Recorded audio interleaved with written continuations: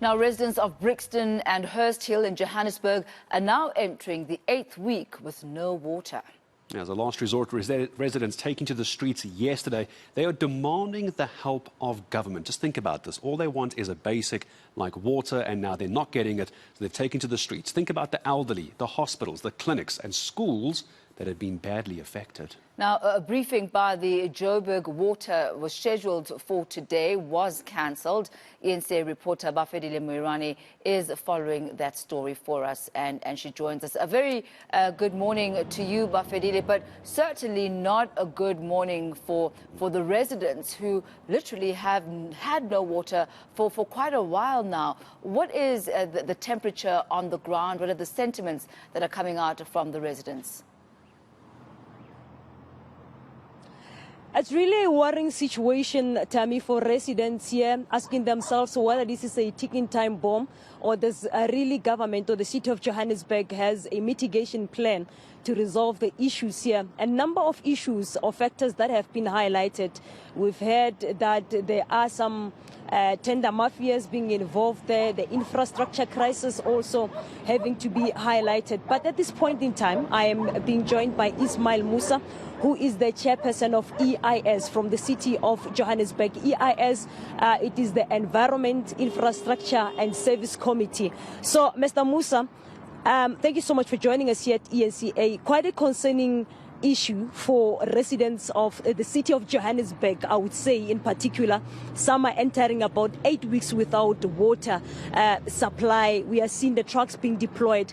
Is this really a ticking time bomb, or do you have a mitigation plan as the city of Johannesburg? No, thank you very much, Bafedile. I really appreciate the interview with eNCA. It's so important to have this information communicated with the public. It's important for us to educate and give information as to the exact situation on the ground here in the city of Johannesburg. So the situation is as follows. You can be rest assured that we are solution driven, and we're trying at best, at all means, to try and help solve the problems. So we're solution driven. In fact, this week, Friday, and I think in the early month of November, we have strategic business planning in which we're planning to solve many of these issues with Johannesburg Water. The current status, for information of the public, is as follows. We have a capacity shortage. When I say capacity shortage, not to the extent that we cannot supply water. There is supply of water. Rainwater supplies Johannesburg water, right? A lot of people don't understand how the supply works. So that is the reason I'm saying rainwater supplies Johannesburg water. The capacity presently is a bit of a difficult one because of the fact that the capacity is not enough to supply. And in the meantime, whilst this is so, contingency plans are being put in place. For example, we have the water tankers, and we're busy building new reservoirs, which is a 3-year period. It takes a little bit of a while. But in the meantime, we're ensuring that their water supply is trying to be constant. So some of the issues that we're trying to do at the moment is to ensure that the high level areas have water.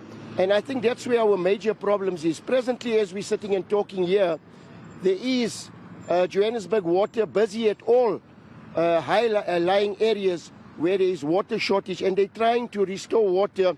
We have several difficulties, and I must be honest with the public, and that is the old infrastructure that we have in the city of Johannesburg.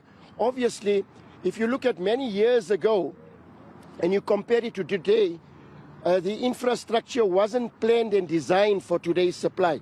So hence you need major infrastructure improvements. And that's where we are busy at the moment. We are trying to get reservoirs built in the city of Johannesburg to cater for water supplies constantly. And this is where we are at the moment. Some of the other problems that we also have is the vandalism.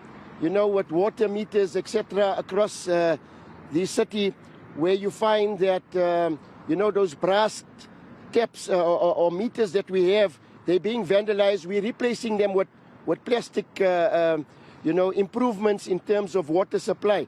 So these are some of the improvements we're trying to save water and at the same time supply water. But that is the current status where we're standing with regards to the water crisis in the city of Johannesburg. But you can be rest assured that we are solution driven, and as I said, we got strategic planning for business planning, etc., of how we intend assisting with the water situation here in the city of Johannesburg. We're doing everything within the capacity that we have to try and supply water. We also have other challenges.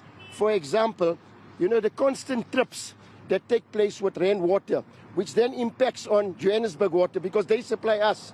And when you have these trips constantly, these really impact on the high-lying areas, and it makes it very difficult for supply of water. But as I said, we just got to be positive, solution-driven, and keep our country safe, secure, and give them purified water as best as we can supply. At this point, one can argue to say that as a city of Johannesburg, we're talking about the issue of infrastructure, saying that you are having a problem with it. It's something that you didn't realize overnight, something that has been there. And for how long should our people wait? What guarantee are you giving them that in the next 3 years, this will be finalized? And really at this point in time, people are not trusting the trucks that are dispatched by the municipality. Remember what happened in Hammanskraal. What do you say to South Africans? Look, that is the reality of the situation on the ground. But, as citizens of the country, we should be patriotic in the sense that we should look for positive solutions, and we try as best as we can. In the portfolio that I am in presently, I'm trying my very best to, bring these problems to our committees and, to help with our infrastructure, to help with building reservoirs. Guarantees nobody can give. I mean, it's a 3-year program, that's going to be unfolded. But you can be rest assured, planning is in place, and we have to ensure that the basic necessity of water is supplied to our citizens. And you're absolutely correct, Bafedile. So this is a situation that we are faced with, and hopefully, we try and improve the city's infrastructure, build our reservoirs, and constantly supply our citizens with water. There's an issue of water tankering, so-called mafias, that there's a lot of money that is being spent in terms of water tankering system. Yes. Some of them are being accused of colluding with officials from municipalities to secure the tenders. Do you know anything about it? Are you investigating anything in relation to that? So my advice to those that have information, and I'm so happy that we have this interview today with eNCA, because it's so important. If we want our city to progress, then information of this nature that you're bringing to me now should be brought with evidence so that we can investigate these and we can ensure that, the correct processes and protocols are followed. So thank you very much, and we appreciate this interview to have information and communication given through to the residents of Lenasia. Well, thank you so much. Many of the other areas that are in the city of Johannesburg. Thank you so much, Mr.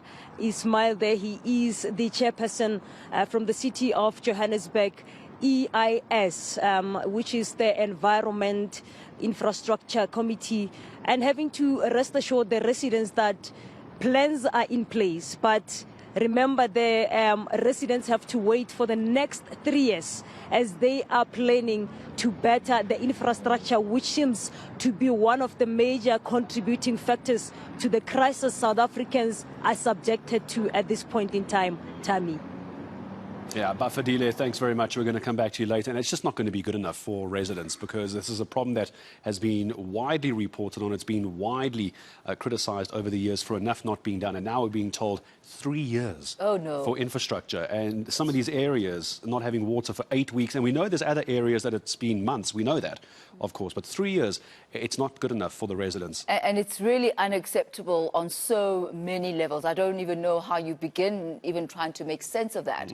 How do you begin even trying to explain to people, and yet you still expect them to remain hopeful, and you still expect them to vote come the elections, and you still expect them to pay in the climate that we're in right now. Certainly a very tough situation.